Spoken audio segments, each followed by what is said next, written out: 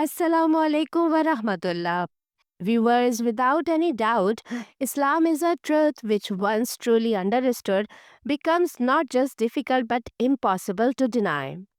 Today, once again, I am here with the story of a student from England who accepted Islam. She initially began reading about Islam simply out of curiosity and for interest. But the more she read and learned, the more the love of Islam settled into her heart. So without wasting any time, let us move straight on to today's video. But before we continue with the video, we kindly request that if you haven't subscribed to the channel yet, please do subscribe. Also, to share your thoughts about the video in the comments section, because when a video receives more likes and comments, YouTube shows it to more people. In this way, the message of Islam can reach to a wider audience. Jazakumullah. People often ask me, how did you come to Islam? Why did you accept Islam? What was it that you saw in Islam? And interestingly, those who ask these questions are more often Muslims than non-Muslims. Perhaps it is simply a topic people find intriguing.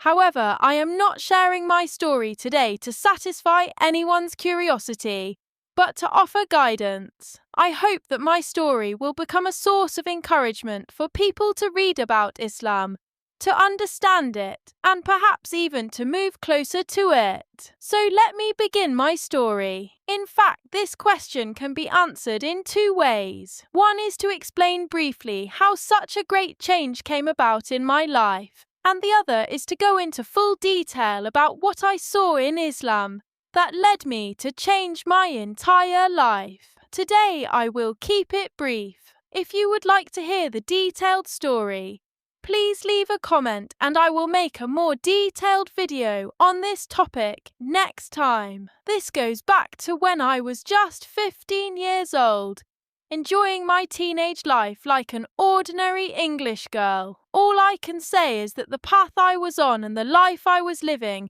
contained everything except the blessed path of Allah. One thing I have learnt for certain is that no matter who you are or where you come from, if Allah wills good for you, He will surely call you towards guidance. In my early youth, I was an agnostic and often debated with people about religion and the hereafter, trying to prove them wrong. Looking back today, I realize how blind I was. I was convinced that this life was the only life, that there was nothing after death and no accountability for our actions. I considered myself free, but now I can see that I was actually imprisoned by the world. One day, while joking around, a friend of mine and I thought about what it might be like to visit places of worship. We decided, half in jest, to visit different religious centers and tell people that they were wasting their lives following something meaningless. We had both been to church before, but had never visited a mosque or a synagogue. We made a pact to research these strange places of worship. What began as amusement and mockery on a journey of disbelief ultimately led me to faith and certainty. My school was very diverse. It was not a school of only Christians or white students. Rather, students of many nationalities and religions studied there. We had Asian and African students, Muslims, Buddhists, and followers of Judaism as well. Despite this, it is surprising that I had never really tried to speak properly to the Asian girls in my class before. However, the next day, after my conversation with my friend, I decided to speak to a group of Asian girls in my health and social care class and ask them whether they were Muslim. My assumption was correct, and they told me that they were. I thought to myself, this is a good opportunity for me. I asked them whether they could take my friend and me to a mosque. They happily accepted my request. The very next day, I was faced with something unexpected. One of the girls brought me some books about the basic beliefs of Islam, the final sermon of the Prophet Muhammad, peace be upon him, and the life of Prophet Ibrahim, peace be upon him. Although I had no intention of reading them, I reluctantly accepted the books, wondering to myself what they were and why she had given them to me. My friend and I only ever managed to make plans to visit places of worship. In reality, it never actually happened. For one reason or another, the visit to the mosque kept being postponed. One day, however, I picked up the books, chose the one about Prophet Ibrahim, peace be upon him, and began to read. Almost immediately, I became absorbed in it, and before I realized it, my interest had grown so strong that I finished the entire book within a few days. After that, I read the book about the final sermon of the Prophet Muhammad, peace be upon him. I was astonished by how Islam teaches equality, rejects racism, and how deeply the words of the Prophet, peace be upon him, touched my heart. Once I had learnt a little more about Islam, I reminded my new Muslim friends that we had planned to visit the mosque and that we had not acted upon this intention for several weeks. After that, I went to the mosque with my new Muslim friends. However, my atheist friend, who had been very enthusiastic at the beginning, changed her mind and did not go. Over the next few months, I continued going to school, and through questions and discussions with my new Muslim friends, I gradually increased my knowledge of Islam. Slowly, I began to develop a love for Islam.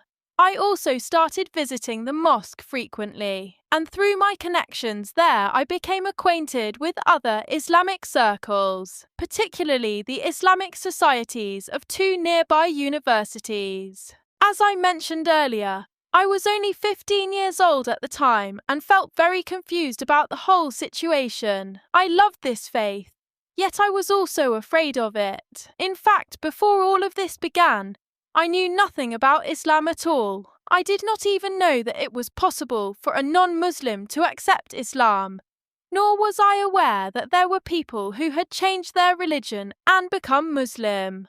On one occasion during a lecture, I met a sister who told me that Sheffield is considered a centre for new Muslims, reverts, and that there is a local organisation there which supports new Muslims and those who wish to learn about Islam. Hearing this made me extremely happy because I realised that I was not alone. As soon as I heard this good news, I decided to go there with the Muslim girls from my school. When we arrived, we were given a very warm welcome. They taught me some beautiful Islamic supplications and showed me how Muslims perform their prayers. My journey of exploring Islam was moving forward very quickly, yet I still did not know what I should do. I was becoming interested in Islam, but at the same time I did not understand why I was feeling drawn to it. Then one night, I had a rather strange dream.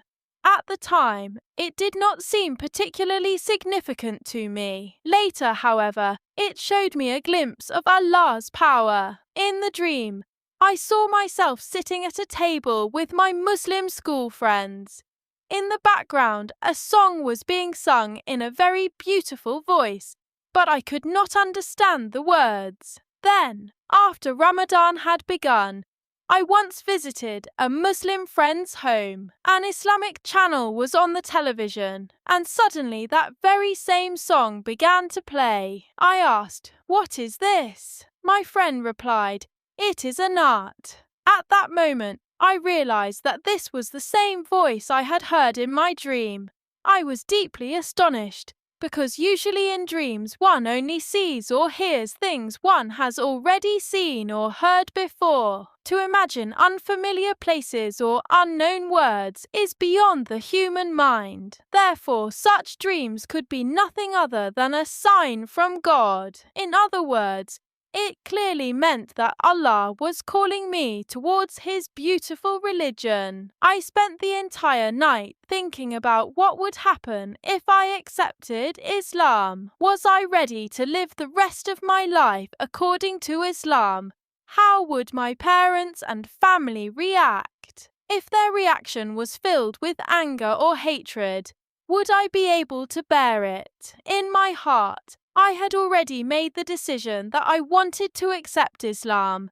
I was simply reflecting on what would come afterwards. The next day, I phoned my Muslim friends and told them that I was ready to become Muslim. It was a Wednesday, and on the Friday I went to the mosque and formally accepted Islam by declaring the testimony of faith.